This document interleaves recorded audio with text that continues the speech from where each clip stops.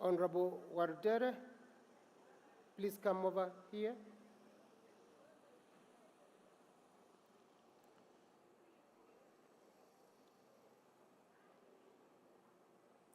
Madam Eunice, please come over. And I will ask the panelists for the next session to ready themselves for the session. Please stand up, we pray. Thank you. بسم الله الرحمن الرحيم الحمد لله رب العالمين الرحمن الرحيم مالك يوم الدين إياك نعبد وإياك نستعين اهدنا الصراط المستقيم صراط الذين أنعمت عليهم غير المغضوب عليهم ولا الضالين. In the name of Allah, the most gracious, the most merciful. Oh Allah, today we are here before you here so that you get our blessings for the day as we proceed our day 2 for the Devolution Conference 2023. Oh Allah, we are here by your wish. We don't have the powers to gather here without your support and wish. We beseech and pray that you be with us. You guide our leaders who will be here today to give out their presentations, and all the other participants who gathered here. We request and pray that you take us safe back to the counties where we come from. With those few remarks, we pray and thank the Almighty Allah for bringing us together. Amen. Okay, we continue in prayer. Our Heavenly Father, we are grateful for this beautiful day that you've given to us. We are grateful that this is day 2 of the Devolution Conference. As we take a moment, Lord, to reflect on the 10 years, we invite you, O Lord, that you be amidst us this day. We thank you for beautiful weather yesterday. And so, Lord, we commit this day to you, knowing that you're well able to do exceedingly abundantly above all we could ask or imagine. We commit our deliberations of the day to you. We ask for your wisdom. We ask for your guidance. We pray that, Lord, Father, our deliberations will bring glory and honor to your name. So, Lord, bless this day and bless us. For all this we ask in Jesus' name. Amen. Be seated. Thank you very much, Mheshimiwa Wardere and Madam Eunice Feather. We have a number of announcements to make, and one of them is that please get some time and visit the exhibitions, because we shall be voting for the best exhibition this afternoon, and from tomorrow we shall show you the link for voting. And what we are looking for in terms of voting, we are looking for the exhibition that is most well organized, containing comprehensive information, providing lessons for transformation in development in the counties. The exhibition that has got innovative packaged information that people can use for transformation, and exhibition that you can say this is really containing transformative materials and lessons that other counties can learn from. And we request that you don't vote necessarily for your own county or for your own exhibition, but we shall be providing the link that will be helping in the voting. Before we go to the next session on digital economy and integration of technology, ladies and gentlemen, allow me to make a quick recap on what transpired yesterday, because it's a session that laid the groundwork, laid a very strong framework for our discussions today. The focus was generally on how to strengthen devolution using performance management, but before then we had a keynote address with Right Honorable Tony Blair, who pointed out that even as we roll out devolution in this country, we need to be paying attention to priorities and not carrying out many things without prioritization.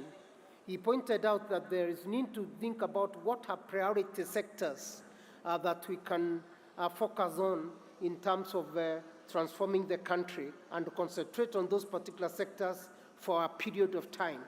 He emphasized the need for a period of time for policy implementation to mature. In the first session of a plenary that we had discussions that touched on performance management. And in fact, the discussions pointed out that the World Bank report of 2021 on making devolution work for service delivery, and pointed out important progress made and the challenges that are facing devolution. Among other things, the session pointed out that key sectors of the economy have experienced positive impact as a result of devolution. Pre-primary education in this country, provision of water and provision of health services are some of the sectors that have continued to benefit a lot, especially in counties that were marginalized and other areas of the country that did not have facilities that could provide services. But a lot more could be done, especially in areas like agriculture and the health services.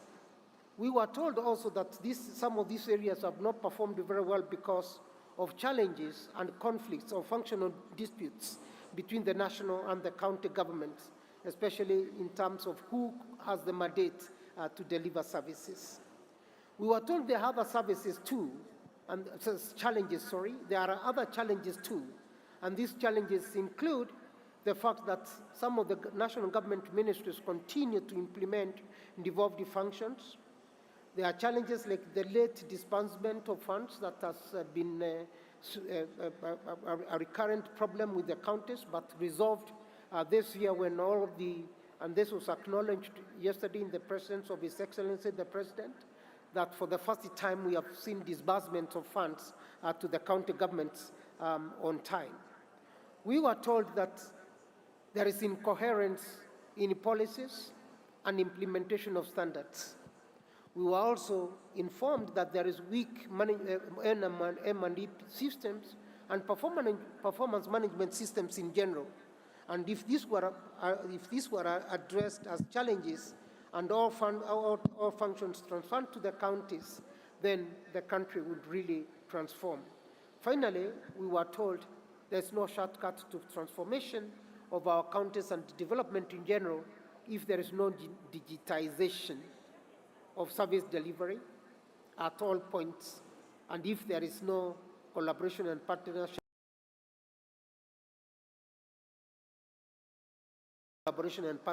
with the development partners. Ladies and gentlemen, those are the key highlights of the discussions that took place yesterday. So allow me to usher in the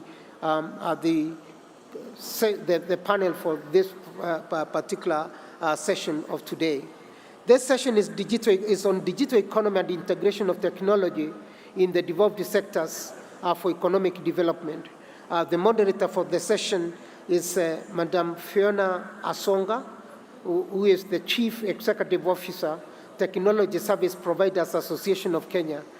She is a guru in technology. I think she has worked on technology for more than 20 years. So we have got the best person for this particular panel. Madam Fiona, please come over and ask your keynote speakers and the other panelists to join you on the table there. Please come and invite everyone else. Thank you very much, Madam. Asante.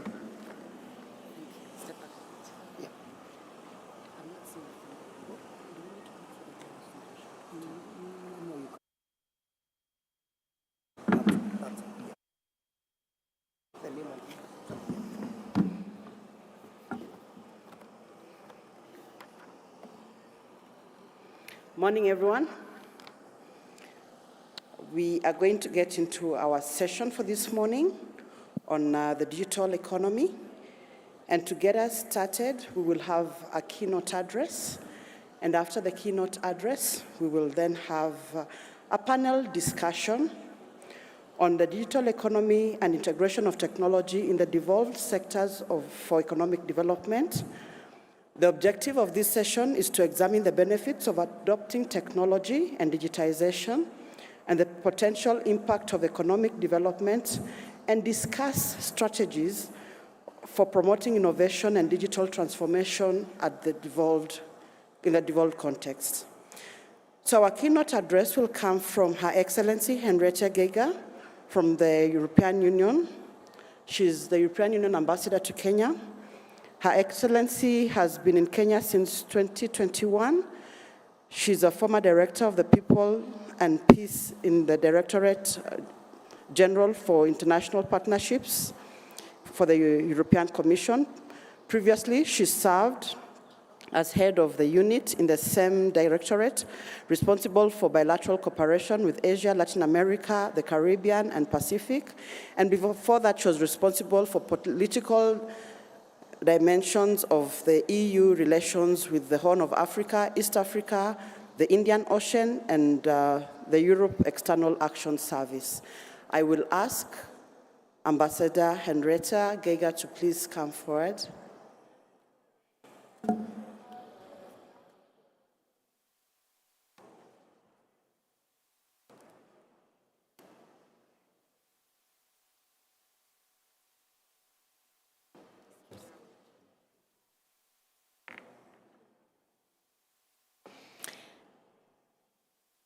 Good morning, ladies and gentlemen. Hamjambo. I congratulate all of you who made it this morning to the tent, because I heard last night the bar opened only at 11 p.m. and there was quite some fun and games going on. So thank you for coming this morning and kicking off our day's sessions. So, Cabinet Secretary of ICT, Honorable Elliot Ovalo, Honorable Cabinet Secretary, National Treasury, Chuguna Ndugu, Honorable Governors, members of the Executive, Legislature, fellow development partners, distinguished guests, ladies and gentlemen, good morning. Counties play a critical role in shaping Kenya's digital transformation. So I'm delighted that we're talking today about the integration of technology in the development sectors of counties for economic development. To frame our discussion, I would like to introduce the concept of human-centered digitalization. This is an approach where governments proactively shape a country's digital transformation to ensure that citizens' needs are met and that their rights are protected. This can, for example, be done by leveling the playing field between startups and big tech, ensuring the safe use of new technologies, protecting the right to privacy online, and providing a safe and secure online space that drives innovation. How it is operationalized will depend on each county's needs and context, and of course, of each country's needs and context. Human-centered digitalization guides the European Union's digitalization journey and its bilateral partnership on digitalization with Kenya.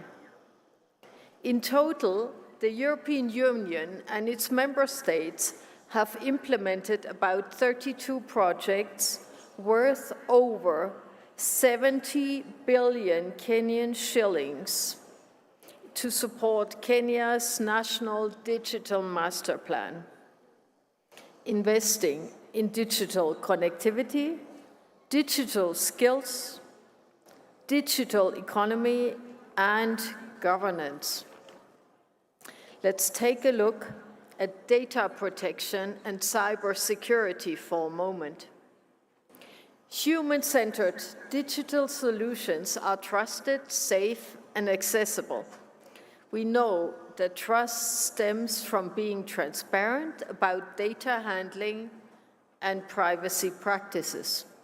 To facilitate this, Kenya has invested in strong data protection systems that are now being rolled out to the counties. I would like to congratulate CS Ovalo and the Data Commissioner, Immaculate Kasaid, with the opening of the first regional office of the Data Protection Commissioner in Mombasa, and we hope that further county offices will follow. The EU and its member state, Germany, have been working closely with the Office of the Data Protection Commissioner to raise awareness and strengthen data protection capacities across government. Counties have a very important responsibility to localize the Data Protection Act, including through ensuring that e-government services are compliant with the legal framework and by appointing data protection officers. In the same way, cybersecurity is a big priority. Across the world, we are all building up our resilience to cybercrime. The recent cyber attacks on the e-citizen platform remind us of this need. Yet too often, investments in cybersecurity are not factored in from the design phase. And this poses significant risks to citizens' data, and in case of an attack, it denies people from accessing services and often involves significant financial losses. Counties can build their cyber resilience by writing cybersecurity safeguards into system specifications from the very start, factoring this into their budgets and into their risk management frameworks. It is an upfront investment that results in more sustainable and safe digital solutions.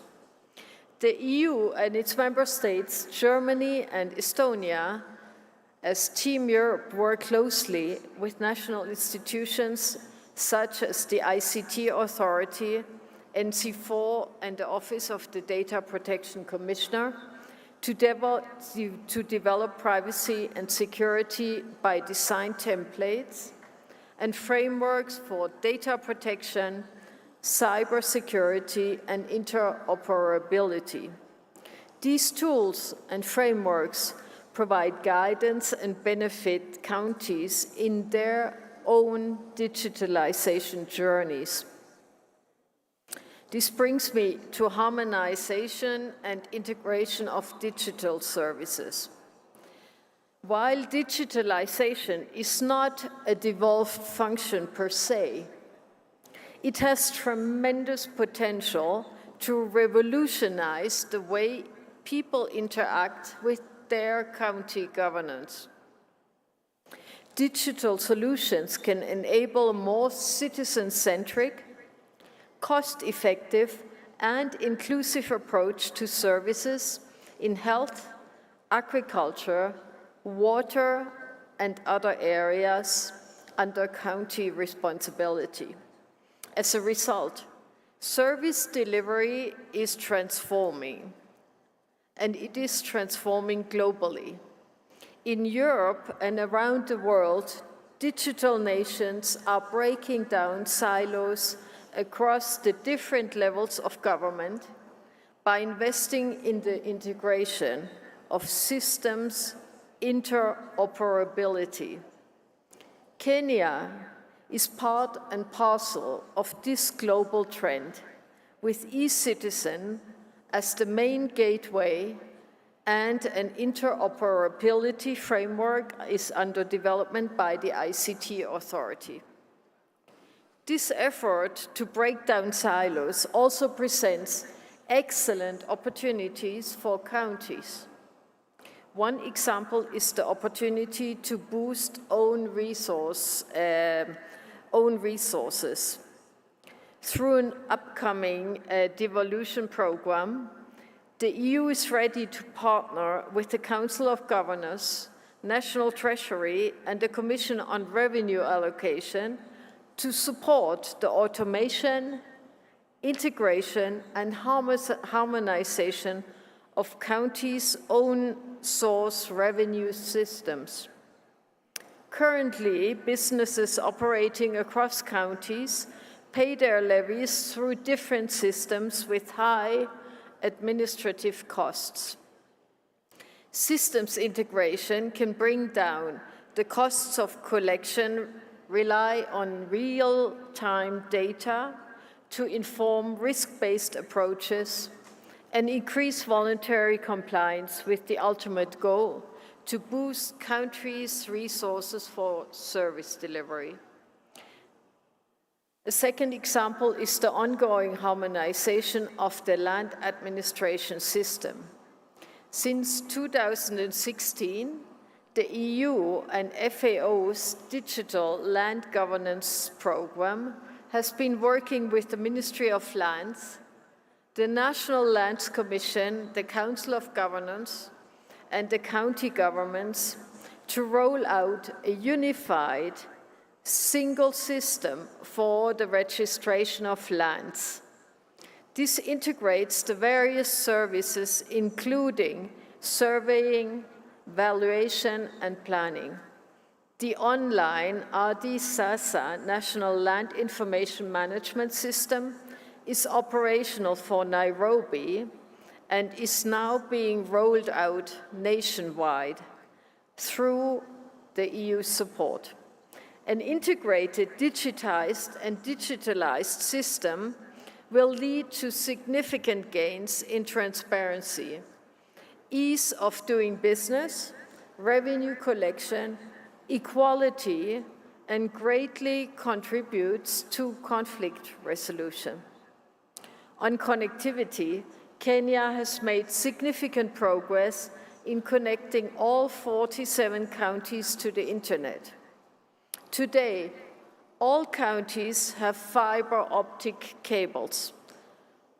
We, however, continue to see a digital divide between urban and rural areas, both in terms of internet access and in terms of quality of connections. This calls for more public and private investments in last-mile connectivity of unserved and underserved areas to ensure no part of the country is left behind.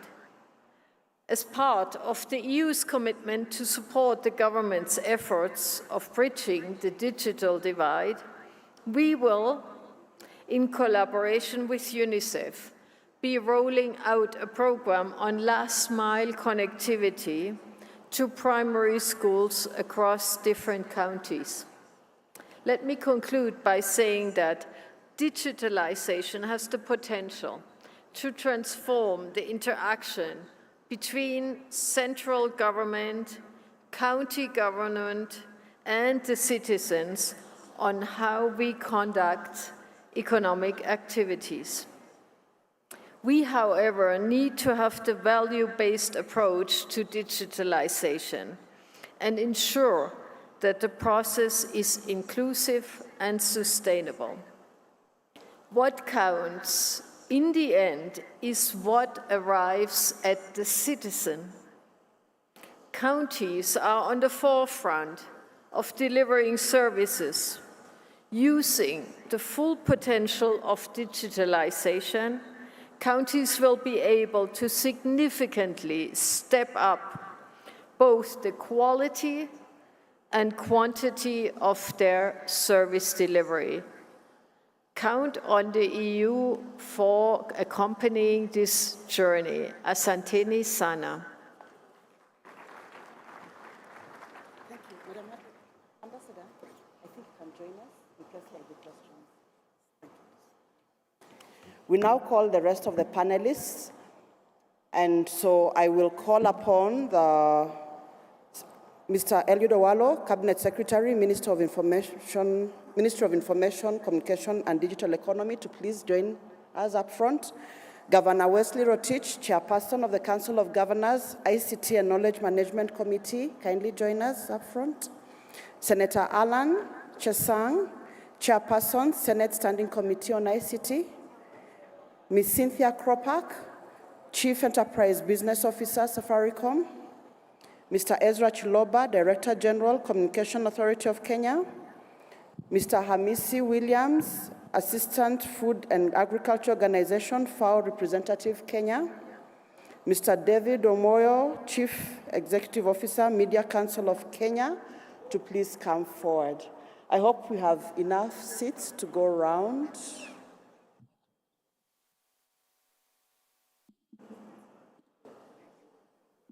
Perfect. I will stand. Now, to get us started, we have a story we are going to share on the journey that the country is taking as we adopt digital economy. And we'll first have a video running on universal service delivery. Media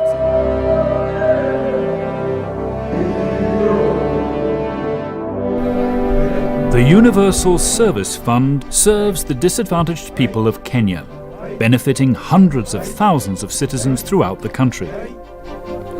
The first of the fund's projects got underway in 2017.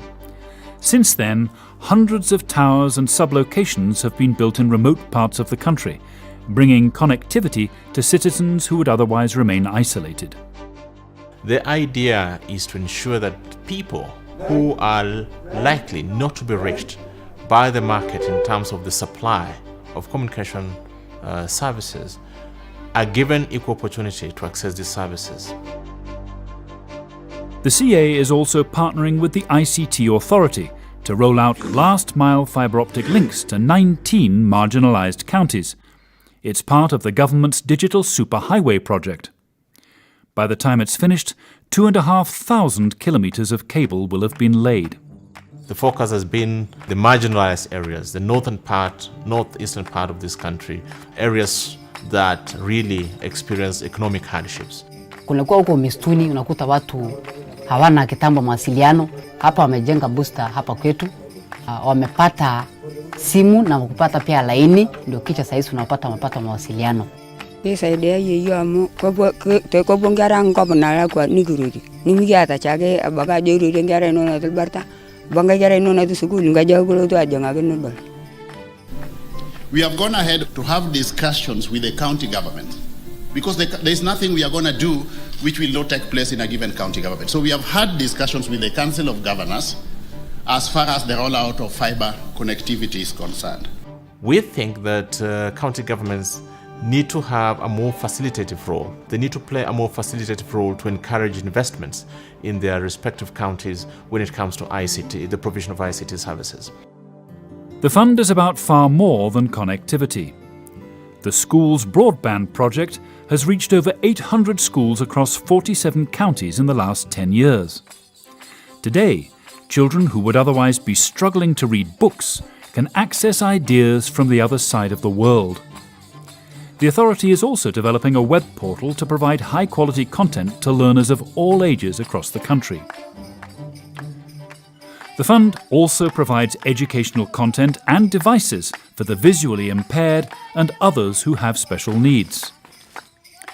There's also a program to digitize agricultural content, providing farmers with information on SMS, mobile and web-based applications. The aim is to enhance food security by helping women, young people and the disabled in particular to become more effective farmers. And there's a judiciary automation project, providing local area networks to selected court stations throughout the country. The impact of the USF has been tremendous. It's enabling all Kenyan citizens to participate actively in the global economy. We are talking about 750,000 people in 127 sublocations across the country. And remember, these are areas that are hard to reach. The positive stories that you hear are amazing. Small businesses mushrooming around some of these areas that we've put up towers. So these are the attendant impacts once you have this type of investments in those particular areas. I'm very optimistic. Why? Because the future is digital, creating a new society that each and every person feels included.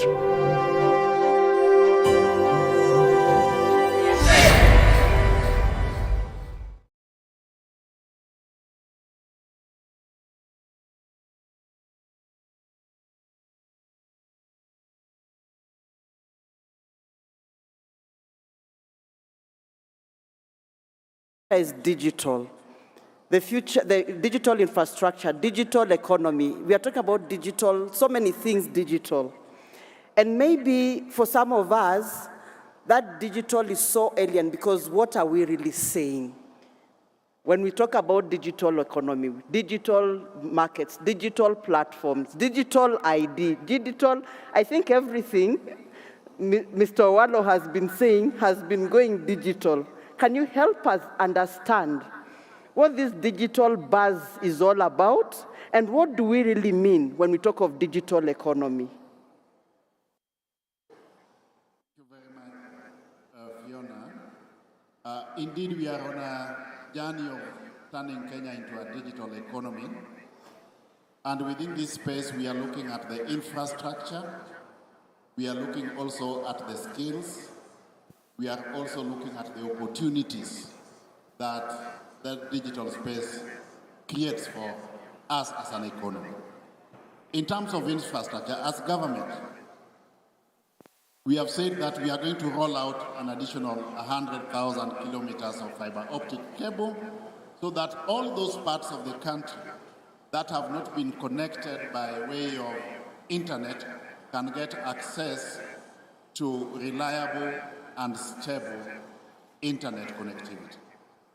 The other thing we are doing in this space is to roll out a total of 25,000 free Wi-Fi hotspots spread evenly all over the country so that those who are operating at the bottom of the economic pyramid can get connectivity and for that purpose leverage on the same for purposes of e-commerce. What we are saying here is that we do not need to continue doing business the traditional manner. We can leverage on technology all the way from the source of raw materials to the market so that we enhance our efficiency and effectiveness in the production value chain.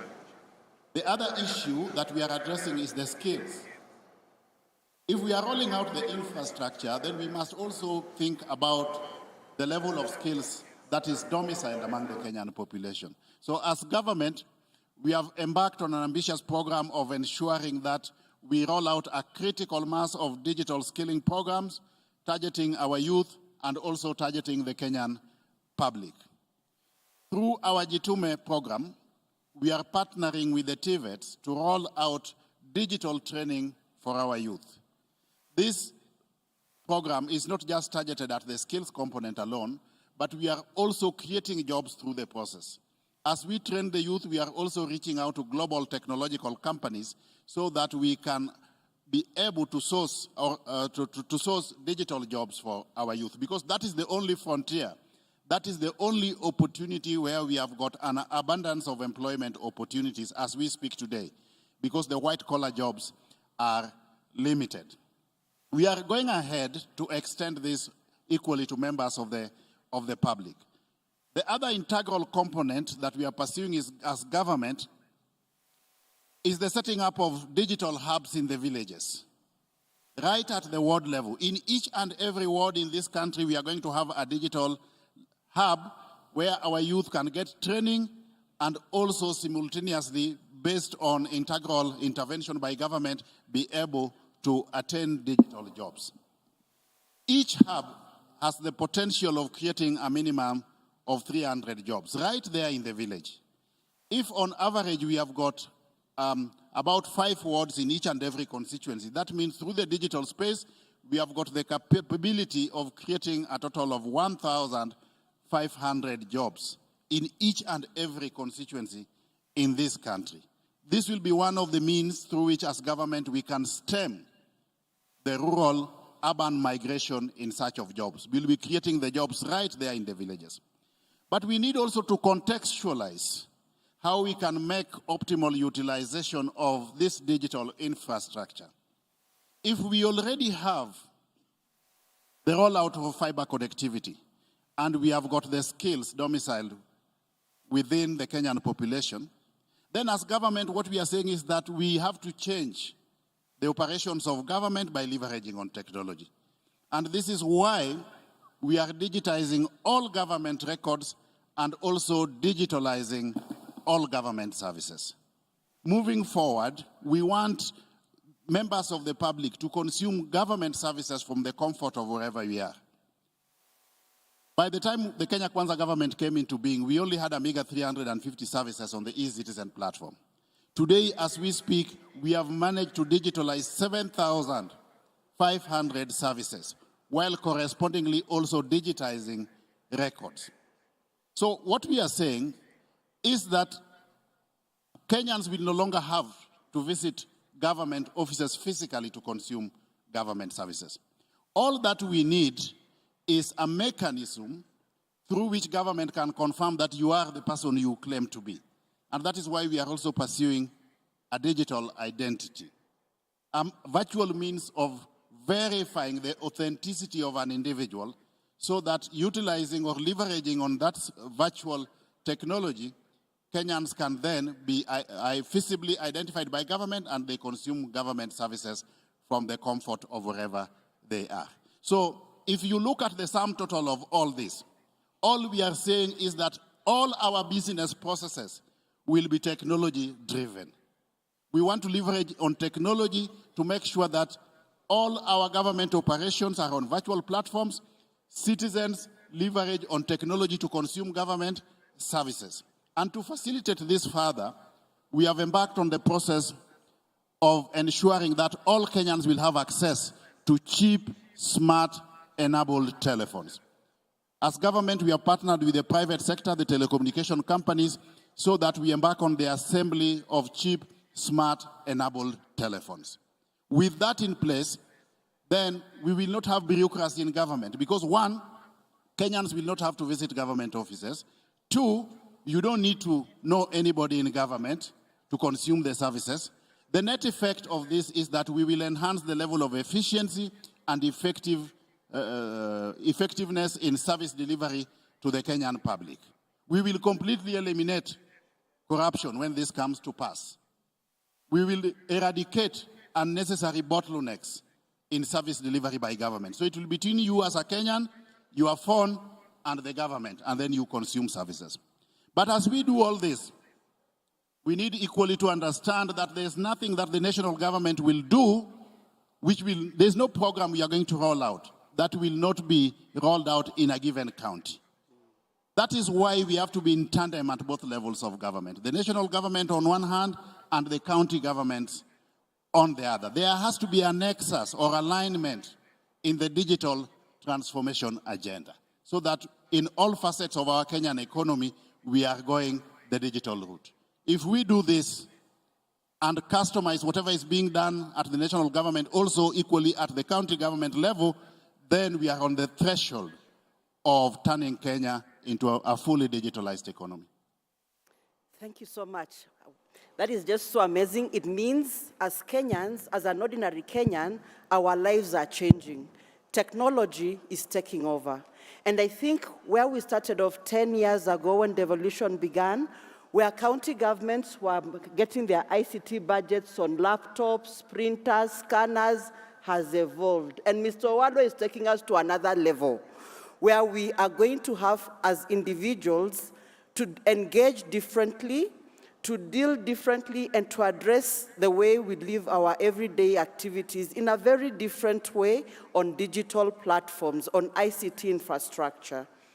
And so I'm going to ask His Excellency Rotich to kindly help us understand what does the idea of digitizing counties look like for you as county governments, and how many counties so far are aligning to the national agenda of digitizing their services? Thank you so much, Fiona. First and foremost, as the chair of ICT at the Council of Governors, I want to say that since I came to office, we have actually engaged all our partners, starting from the ministry, to ensure that we align all our strategies so that we can be able to have one approach towards this digitization agenda. We saw that if we all do pull in different directions, we will not get to the destination much faster. Secondly, I want to say that as counties, we are now in the process of accelerating. You have put it right that it's not the time for, again, buying computers. It's now going towards software and going towards digitizing our services. And for all the right reasons. The first thing that we know is, you said, what is an ideal digitized or ICT integrated county? A county which can be able to interact with the citizens getting services online, and they can be able to get feedback. It's not enough to give a service. It's enough to give a service and get feedback in the same mechanism. That is the kind of counties that we are saying. And what we want to do, there are two fronts in counties. First is digitizing government. And secondly is digital business. So we have two things. We have one, to deal with government, to give our services, and the second one is actually our people having businesses related to ICT sector, which will include digital jobs, will include e-commerce, all that. So what we are doing at the counties and what we are doing at the Council of Governors, the first and main one is actually revenue collection, which has actually shown that when you digitize, you can even triple. I'll give you an example. I did it for 6 months only, and I raised my local revenue up by 30%. Other counties are done even, because they had more superior systems, at even 40%. The problem in counties has been everyone has his own system of revenue. So we are now talking with Treasury, and I have seen Professor Njuguna here. We want to talk with CRA and Treasury to have one unified revenue system for all counties. And that discussion is actually ongoing, so that we digitize revenue collection and we actually increase our revenue. That is the first and the main part that we want to digitize. It helps, number one, our people not going for long distances, making it easy for people to pay, improving ease of doing business. That is the first one that we want to do. The second part that we want to digitize in counties is actually digitizing health. If you get every governor today, when drugs leave KEMSA, every governor is restless because he's not sure if those drugs will get to their destination. And even if they get to their destination, he's not even sure if it was used on his people. So what we want to do, we are, as a committee now, we want to work with stakeholders, both in private and government, to develop a system that will digitize all our health system, called Health Information System, which will promote telemedicine inside. We will actually be taking drugs from KEMSA, dispense it through the system, and when you have patient records, you even maintain them. That has been a big challenge that we have had as counties. The third thing about that is digitizing all our land records so that we get the land rates on time. We want to digitize agricultural extension. We want to actually ensure that there is a system where farmers can get agricultural extension without necessarily having to meet an extension officer. Those are some of the things that we want to transform to make our county. Something that people don't know is that probably it has been forgotten, is that counties now have end-to-end procurement process, up to payment process. We are using IFMIS 100%, all the 47 counties. And the Professor Njuguna Ndungu, CS Treasury, will confirm to you that we are doing that. On the other part, on the flip side, on digital business, we are saying as counties, we want to make our counties conducive for digital business to thrive or digital jobs. And we are supporting the ministry and want to congratulate our CS. We have never had a CS who is very proactive as my friend CS Owalo, and also my counterpart chair from Senate and even National Assembly, John Kiari. We want to say that we want to ensure that our business people can get opportunities at counties. The first thing that we want to do is all those who are doing internet business, be it Safaricom, be it all the others, even to last mile, we want to make the environment conducive for them at county level so that our people can do business online. And the first thing is Myself, as governor for Elgeyo Marakwet, I have led the way to ensure that we waive all the way leaves charges to any person laying fiber optic in my county. And the same is happening in all the other counties, so that we encourage these people to take internet to the interior. And if we get internet in the interior, our people can start doing digital business or digital jobs. That means, I told people, you look at the opportunity cost. I will charge you 200,000, but I'm denying 5,000 of my young people internet. What is the business of denying such an opportunity to our young people? So we have said we want to promote that. And secondly, e-commerce. E-commerce is what we want to do. Like in Elgeyo Marakwet, I produce so many products. I want to start having an online way of selling those products locally or abroad. I can't do that without reliable internet. And secondly, is the integrity of that system. And I want to appreciate our CS also, who is saying that, how will I know that I'm selling this to Fiona? How will I know that I'm going to get my money? How will I know that this is not a scammer? So the only way to do that is to ensure that the identity of the person is actually confirmed. If you go abroad now, people don't fear using their cards. If you are in the UK, people don't fear. Your address, your home address is usually, so there is no way you can disappear. We want to have such a way in Kenya that we know this is Fiona, and there is no way she can lie to me. She wants to buy something online, and she wants to pay online. Scammers will not have a room when we have an ID which is digital. So I want to say that as counties, we are actually ready, and there is another small bit of business also. Apart from these big people actually doing the internet or the fiber optic, we want to start creating another small business. I will cite the model of Safaricom on M-Pesa agent. We want to see if the ministry can facilitate us to ensure young people in the village, like for example, my town of Iten, Kapsawar, and Kapcherop, a young man can be, I don't know what word I can say, can be selling internet to the last mile, to houses. It should be like a Kenya Power person connecting houses with electricity. Then we should do the same for internet, so that these big players can be doing the main one, the small investors can be doing to the last mile. Finally, is as counties, we have partnered with several partners, the big banks, Safaricom. We are now having My County app, where you will be offering all services online. At the same time, you get feedback. Like, for example, I've gone live in my county, now digitizing everything, revenue, and my people can talk to me, take pictures of projects which are not good, interact with me, because I can't pick all the calls from my people at the same time. But they can bring all that as a complaint management system to that same system. So I will be interacting by giving services and interacting by receiving. And that way, we will expose our community to multi-billion online business that we want to attract at county level. Thank you so much. That is quite a lot of good work you're doing in Elgeyo Marakwet, and I think you do deserve the applaud, though I think the audience is being a bit stingy with giving it to you. Umefanya kazi nzuri.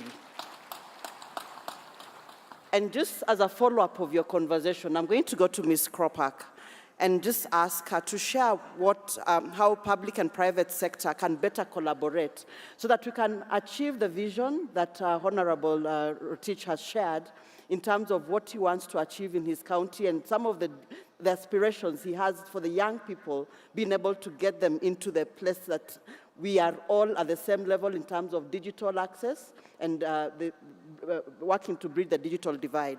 So basically, share with us the ways in which you, having run and worked with the counties over the last 10 years, have been able to find would improve, would need attention, and counties that have not yet started thinking digital should be thinking about as they work on private-public collaboration. Cynthia? Good morning, everyone. Good morning. Good morning. Good morning. Thank you for this opportunity, and it's a pleasure for me representing Safaricom. My name is Cynthia Kropach. I head the enterprise unit and really glad to be seated here with the panel. Safaricom has an over 20-year history of transforming lives. And in this past 20 years, we have firsthand seen what the role of technology is in helping connecting people and helping connecting people to opportunities. And if you look at a platform like M-Pesa, a platform that is unparalleled and unmatched almost anywhere in the world, you see the fundamental change it has made in people's lives, in being able to transact easily, in being able to keep their money safely, as well as be able to move funds safely between entities, be it people or corporations or even government. We have come to rely on such a platform to provide many basic fundamentals, which would otherwise be very difficult to do countrywide. And it is that essence of having platforms that allows people to have access to services easily from the comfort of their home or the comfort of their offices or their jobs, that will help transform what we can do as a people, both from a social impact perspective, but also from an economic growth perspective. You heard C.S. Owalo talk about infrastructure and the importance of infrastructure. We cannot digitize services. We cannot avail the value of what services can do for people if they fundamentally are not connected. In this country, we probably have the highest density of infrastructure, both at the fiber level and at the tower level of any country in the region. But we're still largely sitting on older technology of 2G or 3G. Our penetration of 4G is really below 12%. So to take advantage of these digital services, you've seen the government, national government, has started to move and digitize services, over 5,700 services, as C.S. Owalo talked about, so that services can be accessed anywhere. You don't have to drive from your home for long distances to come to Nairobi or a central point to access services. But the reality is, as more and more of these services are put online, both at the national and county level, people will need affordable devices. And you heard C.S. Owalo talk about by next month, we will have affordable devices that are less than $50 on a 4G smartphone, that now starts to allow every person to start to have access to these services. Now, as we have digitized services at the national level, and we have collaborated, in fact, if you see some of the services that now have become commonplace, Hustler Fund, which was launched last year in December, from concept to being available and accessed by millions of people in a matter of days, took 7 weeks. But in that room, in terms of development and creating what that experience needed to be for the average citizen, the president of this country was at that table. He was at that table helping define requirements and helping design the experience that citizens need to have. As these services now come to the county level, it will require that same involvement by the principals of counties to be at the table, because these critical services, these fundamental services, be it healthcare, be it access to paying your land rates, or even communicating with your county officials, the experience that we want people to have is really fundamentally important. Otherwise, they'll not adopt it. The reason that we're digitizing is not just for the simple case of digitizing and saying services are online. It's about how you're making life easier for people, creating access and opportunity for people. And that needs to be seamless, it needs to be effortless, and it needs to be affordable. And it will require the participation on every single official, and particularly the principals of county, just as we have seen the example set at the national level for e-Citizen or Hustler Fund or e-Subsidy for agricultural input on fertilizer and other farming inputs.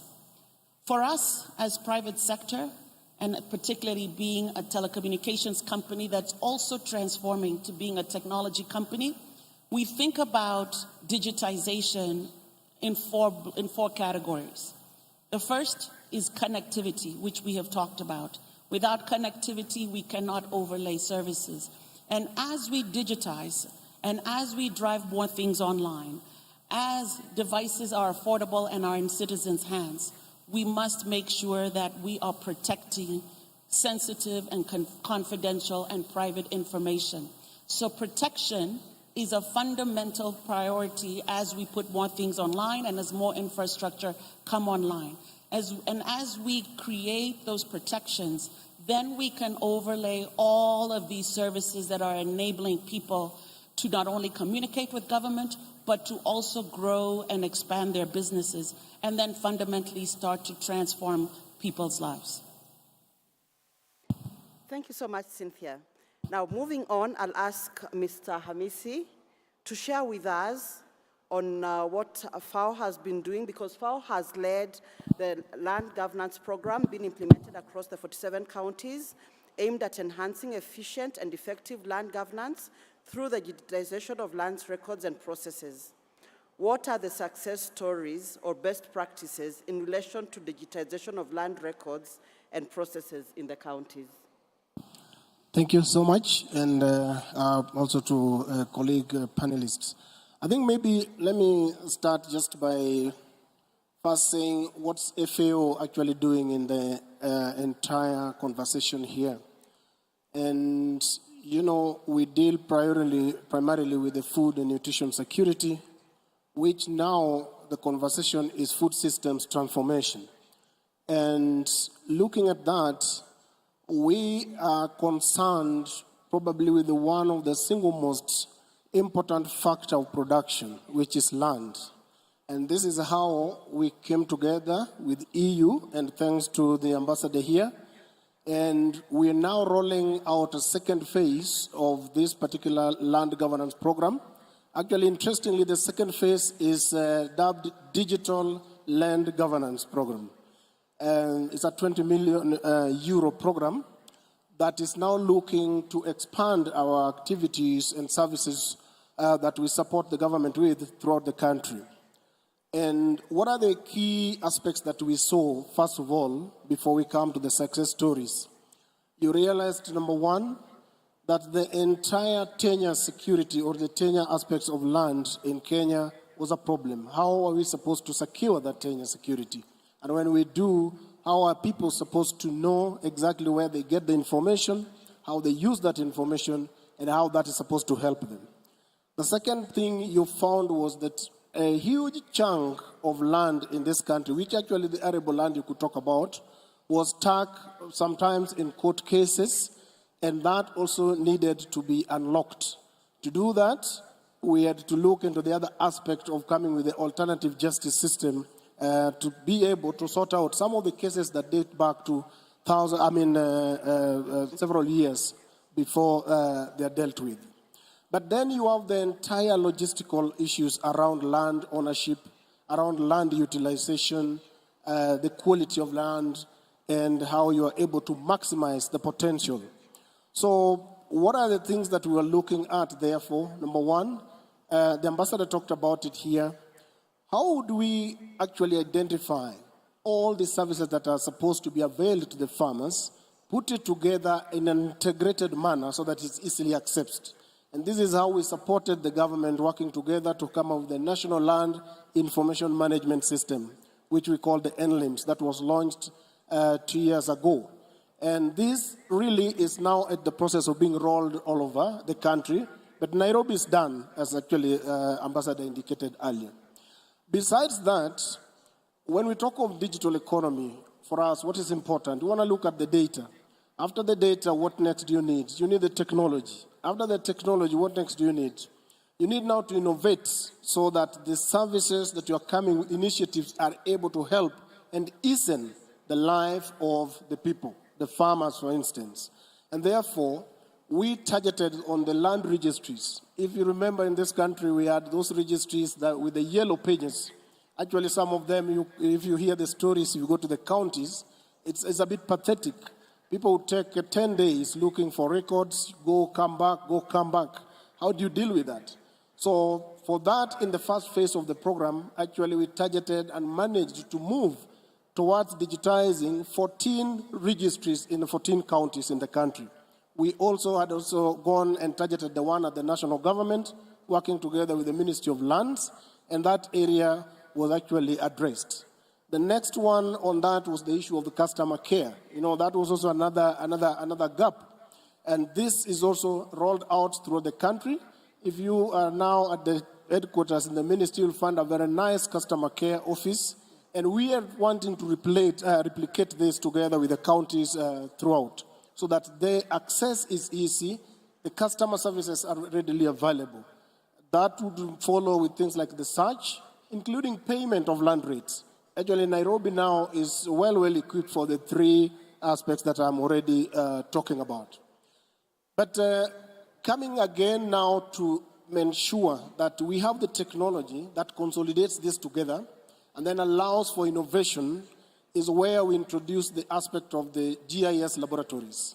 And actually, in the first phase of this project, working with the government, we put GIS labs in 9 counties. And now we are in the second phase, and we have targeted 25 more counties that are going to get the GIS laboratories. Actually, His Excellency, the governor here, is lined up for the GIS laboratory, and these are being rolled out within this month, and next month we'll be already on the ground to do this. But interestingly, just as I said, okay, we'll have the technology, but what next after the technology? We've worked closely with one good example, is a best practice, which is Vihiga County, and working with the governor there, managed to pick the GIS lab, which was originally meant for the land department, put it in the governor's office, and used it to expand in terms of the innovations and the services that it can offer to the people of Vihiga. Today, if you go there, is using the GIS lab to collect revenue, is using the GIS lab to map out every physical facilities that he has, the amenities that are within the counties. He was giving me an interesting example that when an MCA comes to me and says, I need a hospital or a dispensary, I'm able to just look here and tell him, you have one next to your home, so you don't need one. And I'm doing it from the comfort of my office. And that really is helping in mapping out where do you place your development. And that's one of the key best practice. And we believe that in the full length of time, we will have this particular, these laboratories in all the 47 counties, and therefore we'll be able to support, first of all, the CS in his digital highway, because now some of this will be supported with that connectivity that he's already providing, and all the other aspects that the governor has talked about, which all the other counties are also talking about, they will be able to find this facility ready to be utilized in that aspect. Thank you. Thank you so much. So clearly there's a lot already happening in terms of adapting technology. And I'll just move on to Mr. Omoyo. The media has a role of disseminating this information. And it is important to just hear from you, how are county governments leveraging on digital platforms and technology to disseminate service delivery results in the devolved units? And if there are any showcases you can share, please share with us. Thank you. In such matters, especially digitization and devolution, the role of the media is to provide timely and accurate information. And now by providing access to internet and everybody can access, and it's the ability to provide the skills for the people out where they are. One could call it citizen journalism, to curate and share success stories and compare experiences between one county and another, because then apart from using the traditional media, now we have multiple apps and social media, which allows people to share their experience. So at this point, is apart from a combination of media information literacy and the devolution of the communications functions to allow that such accurate information is shared. Secondly, is putting in place safeguards for fact-checking, so that then we do not get an outbreak of misinformation, fake news, and other people masquerading to provide unnecessary competition and comparison. So if you provide that, I am aware of Marifa Center, which principally provides the the devolution solutions, but also taking advantage of the existing media platforms, the apps and all that, so that people can access that information. And then the role of the mainstream media then to amplify these success stories, so that alongside highlighting other issues happening in the counties, these solutions can be availed and amplified to allow Kenyans and other people from different parts of the world and people in different counties to leverage that information and replicate that, but also access and understand what is happening in the counties and the personal experiences in that. Thank you. Thank you. You mentioned something very important about being able to replicate what is done in other counties. I'll go back to Mr. Amisi and just ask, from your experience, how can the lessons be replicated in digitization of other devolved sectors? No, thank you so much. Actually, we already doing it. And I'll start with I think I'm glad that other sectors have been mentioned, like Excellency mentioned the health sector, but I want to go to the agriculture sector now. You'll realize that one of the things we've done quite a lot in terms of food and nutrition security. We've done awareness, we've given capacity to the teams, to the farmers, that's fine. But perhaps one gap that has been there is that we had not been able to adequately connect the farmers, to digitize the farmers. And actually, one of the least digitized departments or sectors in Kenya today is agriculture sector, because of the challenges that you can find in digitizing the sector itself. So what have we done? We, through what we call the Kenya Integrated Agriculture Management Information System, dubbed KIMS, a project that is supported by the Swedish government, we are supporting the government now to register the farmers. That is on the data stage. As I told you, we look at data, technology, and innovation.